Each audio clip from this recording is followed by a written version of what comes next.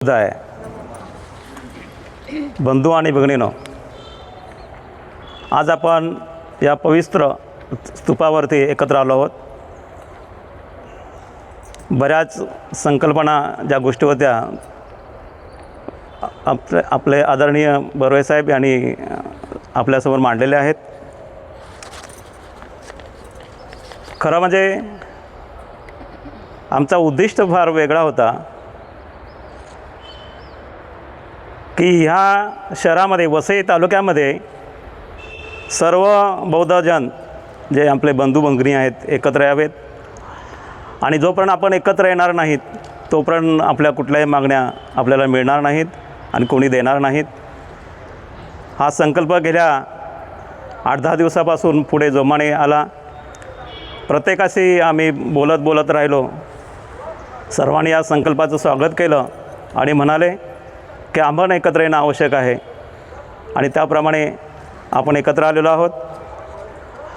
सरांनी सांगितलं अगदी पहिलीच गोष्ट की जिथे वसई विरार शहर महानगरपालिकेचं मुख्यालय आहे त्या ठिकाणी जी उद्देशिकाला बांधण्याची जे बांधकाम करण्यात आलं आणि नुकतीच ते उद्देशिका त्या बांधकामावरती लावण्यात येणार होती, परंतु काही कर्मठांनी असं म्हणता येईल की त्यांना बाबासाहेबांचे विचार या ठिकाणी नको आहेत आणि म्हणून ती रातोरात पाडण्यात आली. आमची ही पहिली मागणी आहे की आज वसई विरार शहर महानगरपालिकेचे जी नगरसेवकांची निवडणूक आहे आणि सर्व पक्ष आपल्या घराघरामध्ये हात जोडून येत आहेत आणि मताची भीक मागत आहेत. आम्ही अशा काही मागण्या त्यांच्यापुढे ठेवण्याचा प्रयत्न केलेला आहे. पहिली जी आपली मागणी आहे, वसई विरार शहर महानगरपालिकेच्या मुख्य कार्यालयावरती भारतीय संविधानाच्या उद्देशिकेची कोनशिला जी लावण्यात येणार होती आणि ती तोडण्यात आली, बनवलेलं कन्स्ट्रक्शन तोडण्यात आलं, ते ताबडतोब त्या लोकांनी जसं तोडलं तसंच ते ताबडतोब उभं राहावं अशी एक पहिली मागणी आहे. दुसरी मागणी आहे डॉक्टर बाबासाहेब आंबेडकर भवन. आता बघा, वसई विरार शहर महानगरपालिका फार मोठी आहे, तिचा व्याप मोठा आहे. आपल्या आजूबाजूला असणाऱ्या महानगरपालिका, उदाहरणार्थ मीरा भाईंदर महानगरपालिका, ठाणे महानगरपालिका, नवी मुंबई महानगरपालिका, पनवेल महानगरपालिका, इथे मोठमोठे डॉक्टर बाबासाहेब आंबेडकरांची भवनं बनवलेत आणि त्या भवनामध्ये, त्या स्मारकामध्ये आपल्या समाजाच्या मुलांना विविध प्रशिक्षण मिळालं जातं. त्यांना विविध कोर्स शिकवले जातात आणि त्यातून त्यांची प्रगती चालली जाते. इथे काय आहे, गेल्या 35 वर्षापासून आपण इथे राहतो आहे. म्हणजे मला तर जवळ 30 वर्ष झाली.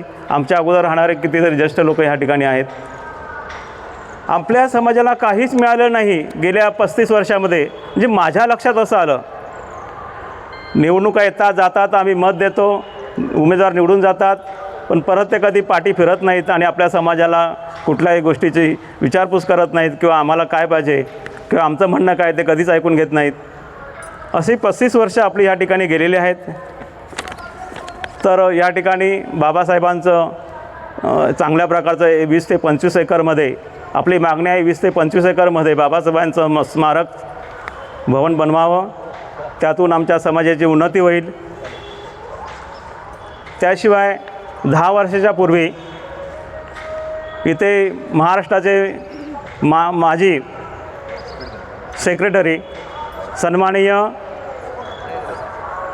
गायकवाड साहेब, चीफ सेक्रेटरी गायकवाड साहेब ह्या स्तूपावरती आले होते आणि त्यांनी या स्तूपाचा आढावा घेतला. तर त्यावेळेला त्यांना 50 एकर जागा दिसत होती आजूबाजूला त्यांच्या नकाशावरती. सर्व जिल्हाधिकारी, तहसीलदार, मोठमोठे अधिकारी या ठिकाणी आले होते आणि हा पूर्ण परिसर हादरला होता. तर त्यावेळेला त्यावेळेला ही जागा 50 एकर होती, पण आता आपल्याकडे 4 एकर आहे. बाकीची जी जागा आहे ते म्हणाले होते की आम्ही बाजूला कुठेतरी करमाळे शहर आहे, गाव आहे, त्या गावामध्ये सरकारी जमीन आहे ते आम्ही मिळवून देतो म्हणून. पण 10 वर्ष झाली अद्याप त्याचं काहीच झालं नाही पुढे. चौथी मागणी आहे, तिसरी मागणी आहे सोपारा बुद्धस्तूप. आता आपण बुद्धस्तूपावरती येतोच आहोत. बघा गेल्या कितीतरी वर्षापासून हे असंच रेंगाळत थोडं बांधकाम सुरू आहे, पूर्ण कधीच होत नाही आणि झालं नाही. ते कधी होणार, ते लवकरात लवकर करण्यात यावं. हे एक आपली तिसरी मागणी आहे. चौथी मागणी आहे भारतीय संविधानाचा जनमानसात आदर निर्माण व्हावा. म्हणजेच काय, तर जी काही सरकारी कार्यालय आहेत, महानगरपालिकेची कार्यालय आहेत, त्या ठिकाणी भारतीय संविधानाच्या उद्देशिकेची कोनशिला त्या ठिकाणी लावावी आणि त्याचा प्रचार प्रसार करावा. पाचवी मागणी आहे महानगरपालिकेचे बजेट जो आहे, मला वाटतं काल आम्ही पाहिलं 4,000 करोडचा बजेट आहे. तर त्यातले काही टक्के मागासवर्गीयांसाठी खर्च करायचे असतात. तो 5% निधी आमच्या समाजावरती खर्च करावा. 6वी मागणी आहे सुपारक बुद्ध विहाराला अनधिकृत त्याचे संरक्षण व संवर्धन करणे. जो छेडानगरला जे सुपारक बुद्ध विहार आहे ते अनधिकृत आहे, ते अधिकृत करून त्याचे संवर्धन आणि पुनर्वसन करावं, अशी एक मागणी आपण या ठिकाणी मागितलेली आहे. 7वी मागणी आहे शासकीय योजनांच्या उपक्रमांना व रस्त्यांना आदर्श पुरुषांची नावे द्यावेत. आता बघा वसई तालुक्यामध्ये जर तुम्ही फिरलेत,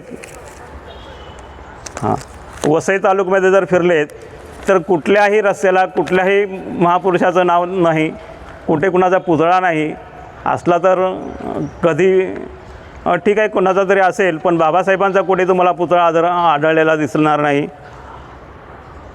तर वसई तालुक्यामध्ये ह्या शहरांमध्ये